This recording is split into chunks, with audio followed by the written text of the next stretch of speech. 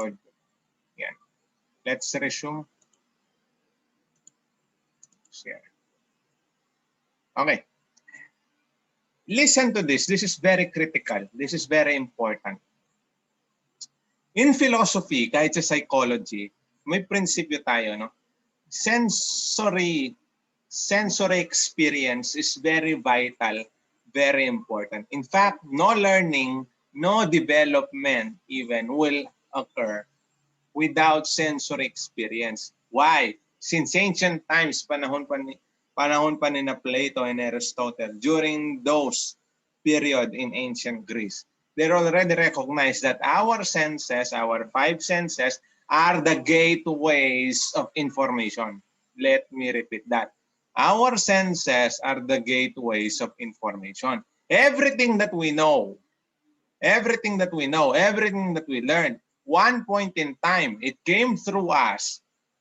We were able to experience it because of our senses. Take, for instance, imagine it. How are you going to study a lecture, attend a discussion, if you cannot even see it, if you cannot even hear it? Ah? Oh. Paano? No matter how good is the speaker, no matter how good is the speaker, no matter how wonderful the topic is, if you are blind, if you are deaf, oh, do you get my point? Yes. Yes po. In addition to that, we tend to remember more an experience if our five senses are involved. No? Kung mas lalo na yan sa sense of sight, around 60 to 70% kung nakita mo. Sometimes I say what you only heard, we only remember it 10%. Maximum, marami na 20% sabi pa ng ibang references. But if there is full sensory experience, lalo na, hindi mo lang narinig, nakita mo pa ba? You have also felt it. Nahawakan mo pa. Oh. No? You are able to taste it. Nalasahan mo pa. Ay, nako. I'm sure you will never forget the experience. Diba? Oh. But please do not touch your monitor and start tasting it, licking your monitor. No, it won't. It will not. Okay. Of course, depende yan on the context. No, I'm just trying to. Tandaan niyo yan, our senses are gateway to information. That is why if writers are able to use imagination along with our five senses, mas lalong natatandaan yung detalye sa kwento. Mas lalong nai-imagine. That is the effect. Yan ang effect niya. We have five. Sense of sight, you call that visual imagery. And the details have something to do with, you know this, color, size, shape, no, light, darkness, etc. When we say gustatory, it has something to do with your sense of taste. What kindly give example of words sa sense of sight kasi madami kaya ako. In fact, majority naman ng description, the most abused and most commonly used sensory image, visual. No? Sa gustatory, kindly give example of words that has something to do with gustatory image. Words or phrases. Give your own example. Anyone? Gustatory. What are the words na may kinalaman sa taste? No, I don't want to anymore. Let me call other people. Christian Madrid. Christian. Ano po ulit yung question? Give word. Example lang, salita. Na may kinalaman sa sense of taste, gustatory image.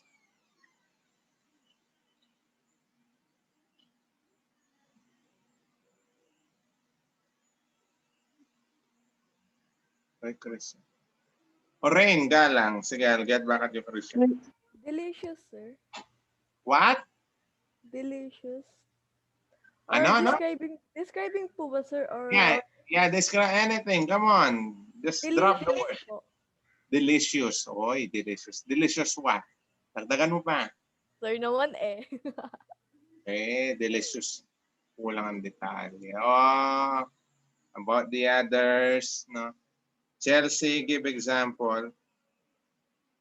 Tasty. Tasty. Oo, common yan. No? Dapat dagdagan nyo pa nga eh. Describe niyo how does it taste? Bakit delicious? No, yung mga ganon para ma-imagine nila.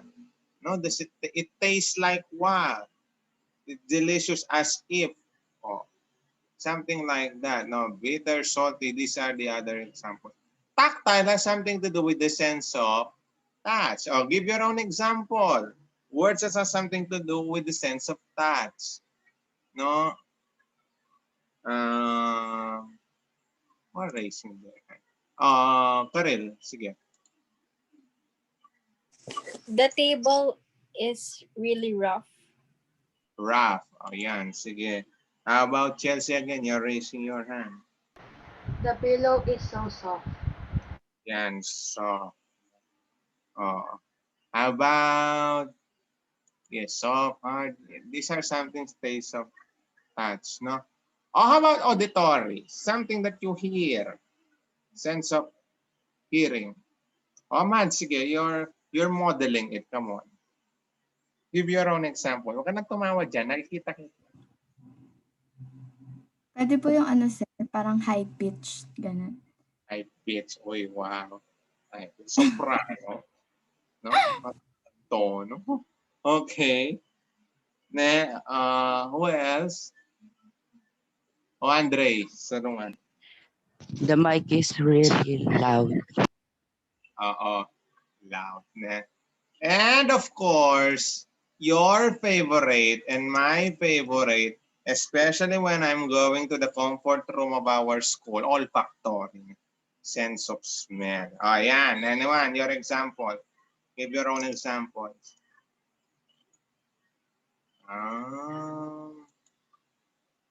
Own examples. Can you imagine naman po ito rin? Erica!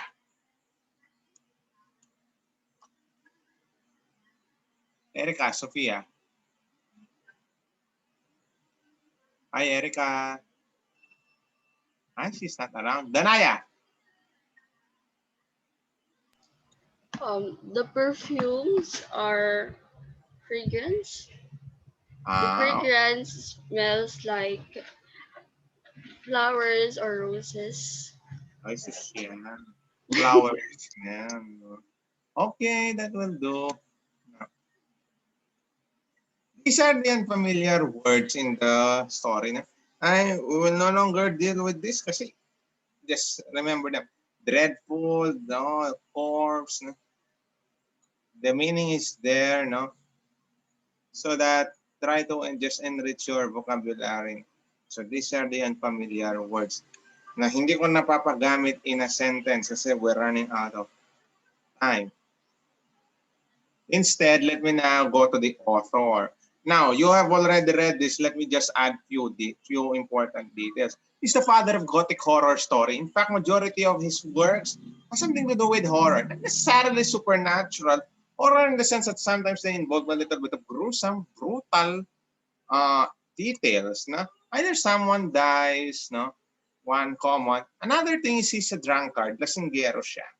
And he best write his stories when he's in the state of drunkardness. No? Paglasing siya, such as his famous story. And so this is not the famous story, his famous work. Anyone, do you know it?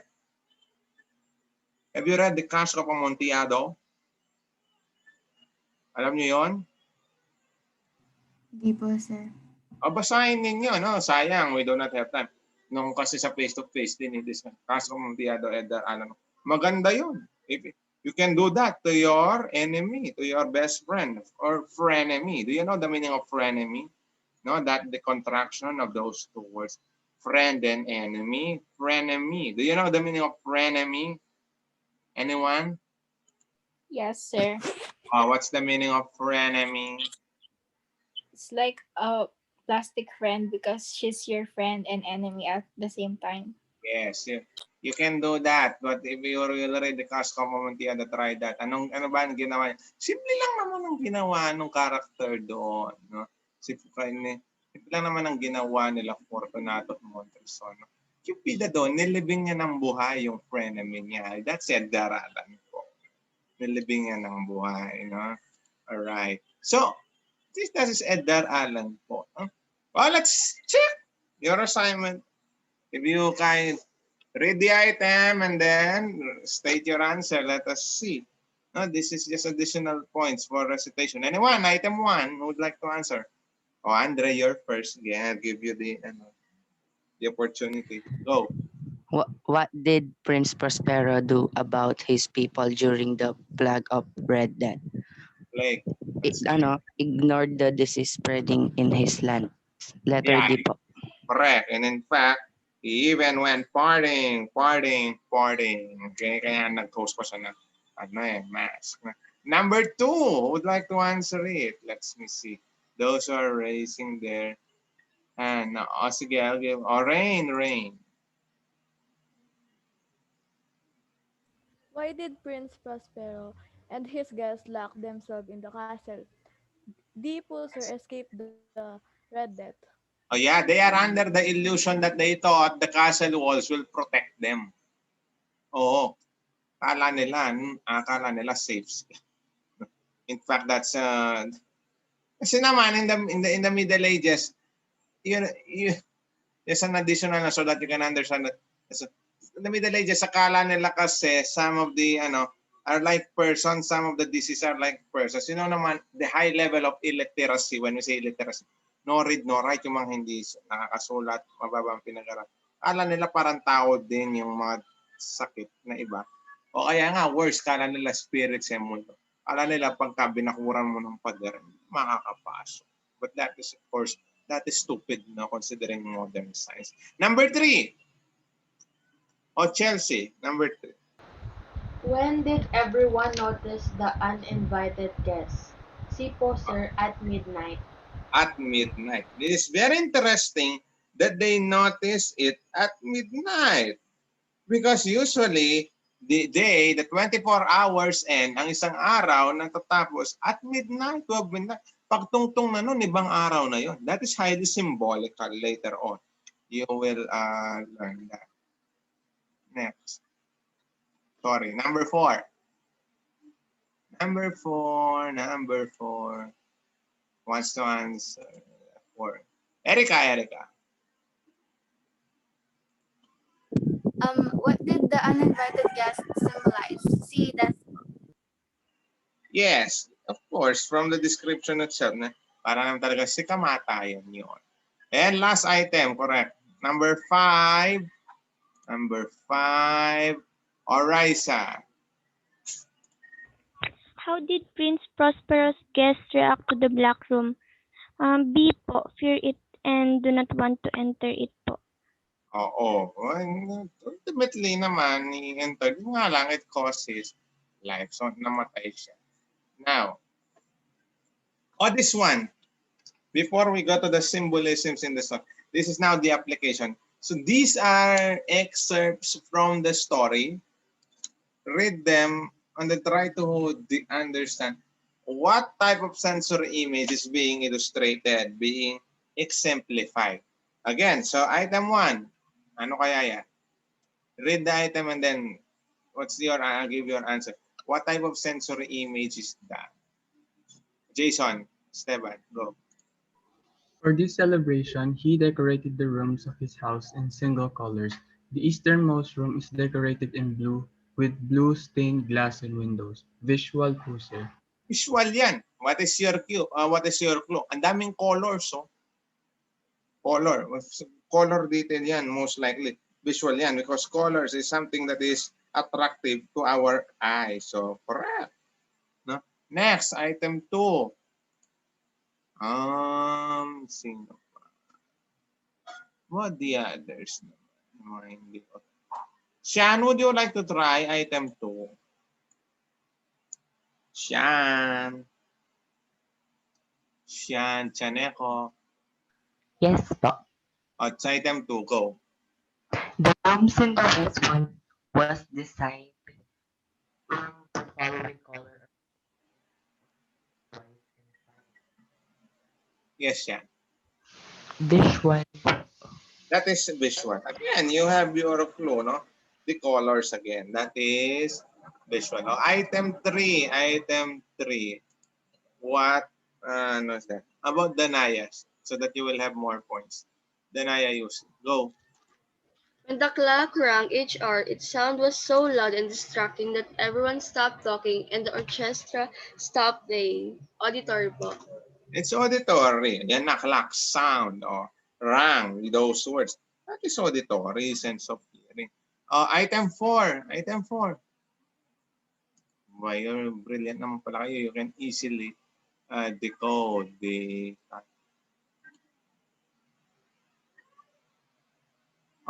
Go.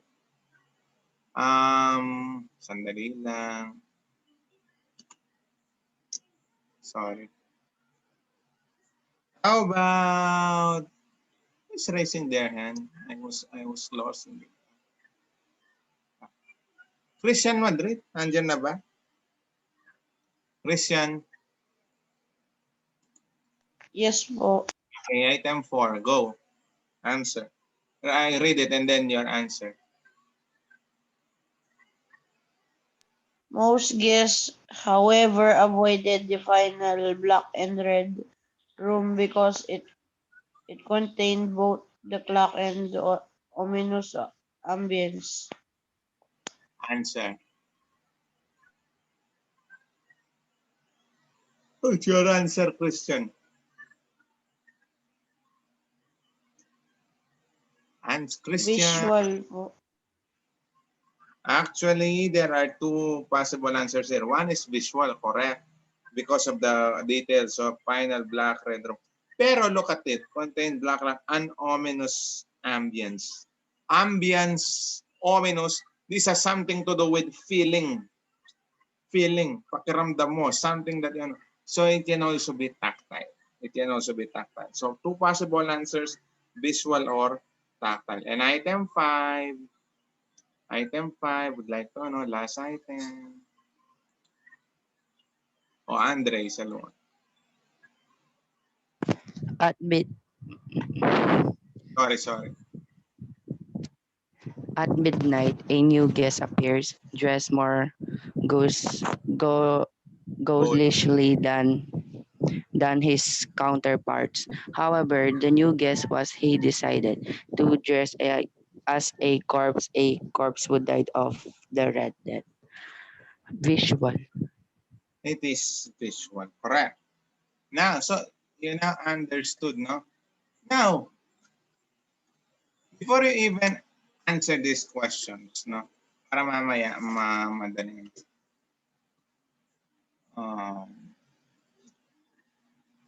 Let us try to see what are the symbolisms in the story. Basically, alam niyo naman, the story's plot is very simple. There is a party, no? A mask party, and then while a lot of people are dying because of a sickness plague, these rich people nagparty sila dito there, no? And then all of a sudden there is a guest. You know who is that guest already dead. And at the end of the story, majority or almost all of them died, di ba? Ganun lang naman. In fact, the focus is not so much on the plot. The focus here, the gist, the myth, rather, is on the symbolisms. Madali na, at saka sa mga sensory image. Sensory image, nakuha nyo na. Pero sa mga symbolisms, that is where Edgar Allan Poe is hinting so much. Yeah, there are a lot of symbolisms there. So just watch this video, and then afterwards, after learning the symbolisms, ayun, I'll ask some questions.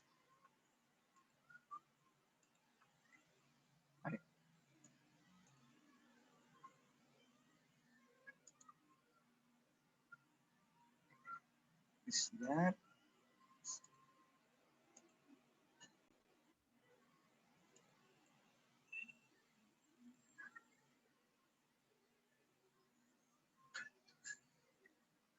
I hope you can clearly hear it and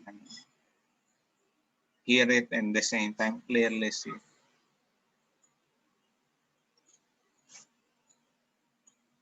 Ang tagang patience na. Sandali lang po. It's loading.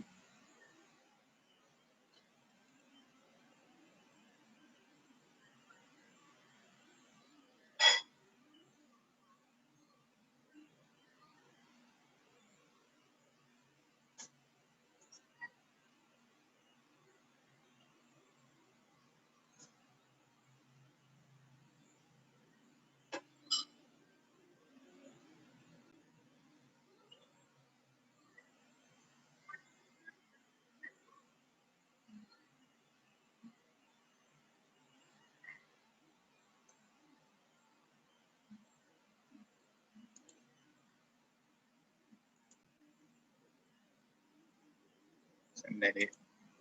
Kailangan pala i-open ko muna pala yung ano. Wait.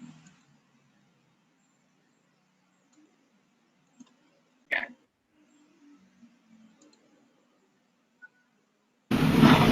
Hello, students. Today, we read Mask of the Red Death by Edgar Allan Poe in class, but we didn't get to go over much of the rich symbolism within the text. So, kick back, listen to this video, and take some notes, because we won't be able to go over this again until we go over a study guide for the Poe test next week. First from the story, we'll start by talking about Prince Prospero. You can see in his name how he really comes from prosperity, which makes sense because he's the king and he's throwing this extravagant ball for all of the masqueraders in the kingdom. This translates to his arrogance, which ultimately leads to his downfall and the death that him and all of the masqueraders face by the Mask of the Red Death at the end of the story. Now it's important to note here that the Red Death was also called, was a name for tuberculosis, which, as we've studied in our introductory portion of Poe, that a lot of people in his life died from tuberculosis. So it's pretty symbolic and important that everyone in the story died from the Red Death, tuberculosis, at the end of the story. On a greater context, Prospero symbolizes the end of feudal Europe and the death of such rigid class structure in Europe. So it's pretty important that he dies at the end. Again, he's the prince, and the whole thing is a greater symbolic gesture from Poe about tuberculosis. Next in the story, we have the masqueraders. And they are the symbolism of humanity within the text. They are the monotonous masses. They make up humankind and, again, just overall represent humanity at the party. With that in mind, they pair up with the 7 ballrooms that we'll talk about later, the 7 rooms that were all different colors that they traveled through. And together they represent the 7 stages of man, the 7 stages of life. It just depends on who's translating the text. Next, we'll talk about the ebony clock. It's pretty important that it's ebony because black is the last room. Black is one of the 2 colors that symbolizes death in this story. It really represents time, of course, since it is a clock, and how we were always running out of time in life. And it's a very, time is a very beginning and end. The day starts at 12 o'clock a.m. and the day ends at midnight. So that's also the symbolism of daytime and time we'll talk about later when we talk about the rooms. Alright, so we've talked about some of the characters and we talked about the clock, but now we need to talk about color, because color is a really big part of Mask of the Red Death, red being in the title, so red will be the first color that we talk about. So red symbolizes, again, at a greater level, tuberculosis, but in the story, it represents blood, despair, gruesomeness, death, everything that the characters face, whether they're, the common folk that weren't even invited to the party, and the serfs and the indentured servants who weren't important enough to be invited by the prince, the masqueraders, the prince himself, It just represents the gruesomeness of the time, finality, abruptness. You know, they're going through this party and they die right at midnight by the Mask of the Red Death. So red is really important in this story, and it's probably the most important color next to black that you need to know about. All right, next up we're going to be talking about color symbolism throughout the rest of the story. We talked about how red is important, and I mentioned how the black room being the last room is really important, but other than that, you just need to kind of know that the other colors are there and that they all symbolize something. So for this, we have the order of the rooms that they're in, and we also have the direction that they go in, which is pretty important. The blue room is the first room, and it represents the birth of man, newness, being fresh, exciting. It's the first room that they enter outside of the ballroom. Then we have the purple room, which symbolizes transition, royalty. It shows aging. Purple is generally the color of royalty, so that's, you know, something to know, but really here it just shows the next sign of aging and not being as fresh as blue. We have green, which again is generally a universal symbol of youth, vitality, growing. Springtime is generally associated with green. So the green room is one of the two rooms in the middle. Orange, then we move on to from green, and orange is maturity, vibrancy, peakness. Orange is a vibrant color. It represents coming of age in this case. It's the other middle of the room, of the hallway, so it's important. Then we move on to white, which symbolizes purity, longevity, aging. You can think of, you know, at this point, someone in their life would be an old man or an old woman, like white hair. Violet, which represents knowledge, wisdom, finality. Some sources will say this is the imminency of death and knowing that death is upon us. And the black room, which, like I said, with red is very symbolic of death, gravity, ending. So you may have noticed that I had suns on top of the hallway, and that's because the rooms are set from east to west, which is the same way that the sun sets, and that ties back into that clock theme, that time, that day to night theme. It is really important that you note that the rooms go from east to west. That is the most important thing that you're going to need to know for your test. But I might even give you a bonus point or two if you can name all of the colors, or even more so if you can name them all in order from east to west. Alright, again, that's all we have for Mask of the Red Death. You guys have read it, you understand the symbolism, you have the handout if you want to go back and reread it. All right. Were you able to listen and watch the video properly? Right. Yes, po. So, did you see how Edgar Allan Poe used very rich symbolism? Ang plot lang ng kwento, very simple lang. Pero ang yaman niya, the richness of the details lies in the symbolisms that he used. Now, so, this is not in the, now, critical thinking after learning it. Why do you think that people then, even Poe, called the sickness, the plague, tuberculosis as Red Death? Anyone? Bakit? That's actually the real sickness. It's tuberculosis. Pero bakit tayo ang tawag nila ay Red Death? Think. Chelsea.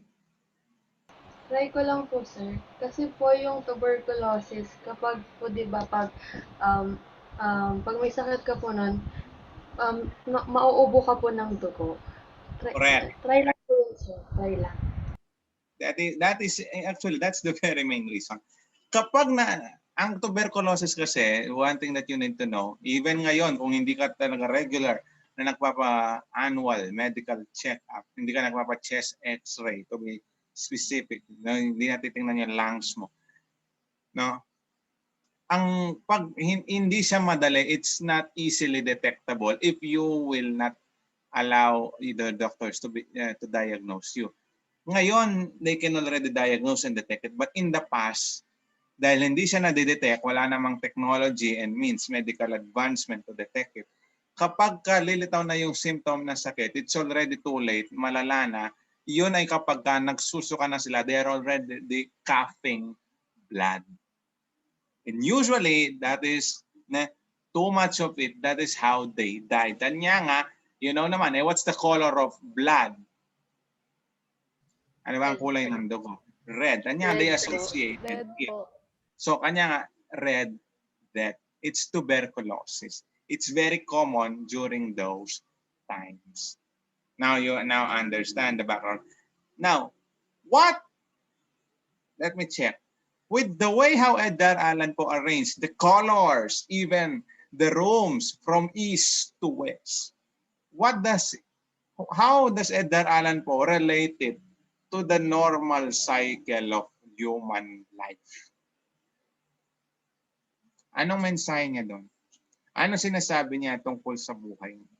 Kung paano, with the way how he arranged the colors and the rooms from east to west even. Anyone for 20 points? Yes, Mads. Tulad po ng pinag-uusapan natin kanina, sir, parang hindi mo po ma-escape yung fate, yung aging, yung future. Yung parang sinasabi niya po na no matter what na gawin mo, darating pa rin po kayo sa point na yon, darating pa rin kayo sa death, aging, dadaanan niyo po talaga yung mga yun. Okay. Before I give my reaction, pakinggan ko muna yung mga magre-recite. Who else wants to recite? Same question. What does Edgar Allan Poe is trying to show by using that symbolism, the way how he arranged? Erica, you're raising your hand and then I'll call Raisa. Yung sun po kasi nagsaset po siya from east to west. Symbolizing po na birth to death. All right, good. How about you, Raisa? Pinapahiwatig niya po na sa una po maganda po yung pamumuhay ng mga tao, pero sa bandang huli po, may kamatayan pa rin po. Alright. May mga pagsubok po na darating sa buhay po ng mga tao. Okay, nice idea. How about you, Karen? He's saying po na lahat po natin dadaanan yung mga steps, which is yung mga colors po na in-explain niya. And kaya niya, pinagsunod-sunod niya po in that order kasi po from youth, like patanda po na patanda until you die po. Alright.